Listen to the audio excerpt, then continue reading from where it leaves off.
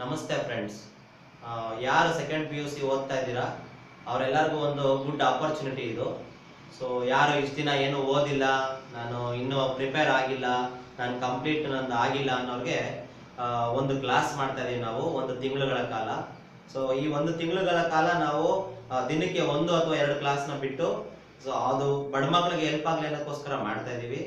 ಯಾರು ಕೆಲ್ಸಕ್ಕೆ ಹೋಗ್ತಾ ಇದ್ದೀರಾ, ಸ್ವಿಗ್ಗಿ ಝೊಮ್ಯಾಟೊ ಆ ಥರ ಮಾಡಿ ನಾನು ಬೇರೆ ಕಡೆ ಕೆಲಸ ಮಾಡಿ ಬಂದು ಓದ್ತಾ ಇದ್ದೀನಿ ಸರ್ ಅನ್ನೋರಿಗೆಲ್ಲ ಸೊ ಇದು ಒಂದು ಬಿಗ್ ಆಪರ್ಚುನಿಟಿ. ಲಾಸ್ಟ್ ಅಲ್ಲಿ ನಿಮಗೆ ಅಕೌಂಟ್ಸ್ ಕನ್ಫ್ಯೂಷನ್ಸ್ ಇರ್ತದೆ, ಬಿಸ್ನೆಸ್ ಸ್ಟಡೀಸು ಓದಕ್ ಆಗ್ತಲ್ಲ ಸರ್, ಥಿಯರಿಟಿಕಲ್ ಇದೆ ಸ್ವಲ್ಪ ಜಾಸ್ತಿ ಇದೆ ಅಂತ ಇರ್ತೀರಾ. ಸೊ ಇಂಪಾರ್ಟೆಂಟ್ ಏನೇನು ಓದಬೇಕು ಅನ್ನೋ ಪ್ಯಾಕೇಜ್ ಕೊಡ್ತೀವಿ. ಆಮೇಲೆ ಎಕನಾಮಿಕ್ಸ್ ಸರ್ ನಮ್ಗೆ ಅರ್ಥ ಆಗ್ತಲ್ಲ, ಮೈಕ್ರೋ ಎಕನಾಮಿಕ್ಸು ಮ್ಯಾಕ್ರೋ ಎಕನಾಮಿಕ್ಸು ಕೆಲವೊಂದು ಅರ್ಥ ಆಗ್ತಲ್ಲ ನಮಗೆ ಅಂತ ಹೇಳೋರ್ಗಲ್ಲ ಸೊ ಇದೊಂದು ಆಪರ್ಚುನಿಟಿ. ಒಂದು ತಿಂಗಳುಗಳ ಕಾಲ ನಾನು ಮತ್ತೆ ಇನ್ನೊಬ್ರು ಸರ್ ಮಾಡ್ತಾರೆ.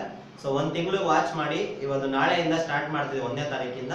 28 ದಿನಗಳ ಕಾಲ ನೀವೇನು ತಪಸ್ಸು ಅಂತ ಏನಾದ್ರು ಮಾಡ್ಕೊಂಡು ಕೂತ್ಕೊಂಡಿದ್ದೆ ಆದ್ರೆ ಒಂದು ತಿಂಗಳು ಓದಿದ್ರೆ ಸಾಕು, ನೀವು ಆಲ್ಮೋಸ್ಟ್ ಪಾಸ್ ಆಗ್ತೀರಾ.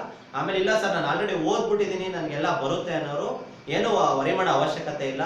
ಅವ್ರು ಇದನ್ನ ಒಂದ್ಸತಿ ರಿವಿಷನ್ ಮಾಡ್ದಂಗೆ ಆಗುತ್ತೆ. ದಿನಕ್ಕೆ 2 ಗಂಟೆ ಕಳೆದ್ರೆ ಸಾಕು, ಇದೊಂದು ನಿಮ್ಗೆ ರಿವಿಷನ್ ಆಗ್ತದೆ. ಮತ್ತೆ ಇಲ್ಲಿ ಸಾಲ್ವ್ ಮಾಡೋ ಕ್ವಶನ್ಸ್ ಎಲ್ಲ ಒಂದು ಸ್ವಲ್ಪ ಇಂಪಾರ್ಟೆಂಟ್ ಕ್ವಶನ್ಸೇ ಸಾಲ್ವ್ ಮಾಡಿರ್ತೀವಿ. ಆಮೇಲೆ ಏನು ಈ ನಿಮ್ಮ ಸೆಕೆಂಡ್ ಪಿ ಯು ಸಿಗೆ ಏನು ಇಂಪಾರ್ಟೆಂಟ್ ಬೇಕು ಅನ್ನೋದನ್ನೇ ನಾವು ಚಾಯ್ಸ್ ಮಾಡಿ ಸಪ್ರೇಟ್ ಮಾಡಿ ನೀಟಾಗಿ ಇದು ಒಂದು ಪಾಸಿಂಗ್ ಪ್ಯಾಕೇಜ್ ತರನೂ ಆಗಬೇಕು. ಪಾಸ್ ಆಗ್ತಾರವ್ರಿಗೆ ರ್ಯಾಂಕ್ ಬರೋ ಥರ ಪ್ಯಾಕೇಜ್ ಆಗೋ ಥರ ನಾವೊಂದು ಸಿಲೆಬಸ್ನ ರೆಡಿ ಮಾಡಿಕೊಂಡು ನಾವು ನಿಮ್ಗೊಂದು ಪ್ಯಾಕೇಜ್ ರೆಡಿ ಮಾಡಿ ಕೊಡ್ತಾ ಇದೀವಿ. ಸೊ ದಯವಿಟ್ಟು ನಾಳೆಯಿಂದ 1ನೇ ತಾರೀಕಿಂದ ಕುತ್ಕೊಂಡು ಒಂದು ತಿಂಗಳುಗಳ ಕಾಲ ಈ ತಪಾಸ್ ಮಾಡಿಕೊಂಡು ಓದೋ ಥರ ಓದ್ಕೊಂಡು ಸ್ಟಾರ್ಟ್ ಮಾಡಿದ್ರೆ ನಿಮ್ಮ ಗುರಿ ತಲುಪೋದ್ರಲ್ಲಿ ಯಾವುದೇ ಸಂಶಯ ಇಲ್ಲ. ದಯವಿಟ್ಟು ನಾಳೆಯಿಂದ ಕ್ಲಾಸ್ನ ನೋಡಿ.